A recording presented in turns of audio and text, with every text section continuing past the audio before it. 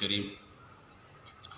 یہ آج کل مولانا طارق جمیل صاحب کے لیے لوگ آ رہے ہیں، دعا کر رہے ہیں۔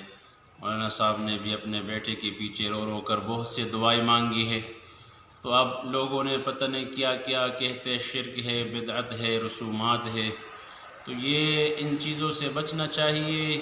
یہ جس کے سینے میں غم ہو، درد ہو اپنے اولاد کا، تو یہ ان کو پتہ چلتا ہے کہ ان کے لیے کیسے وہ روتا ہے، تڑپتا ہے۔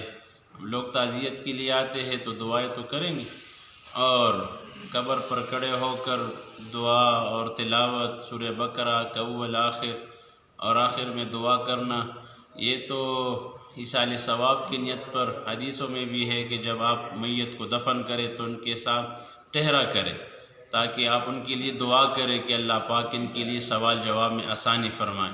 تو برائے مہربانی ان کفر اور شرک اور یہ بدعات کے فتووں سے اپنے آپ کو بچائے۔ جزاک اللہ پاک ہمیں صحیح چلنے کی توفیق عطا فرمائے، علماء کی قدر اور منزلت نصیب فرمائے۔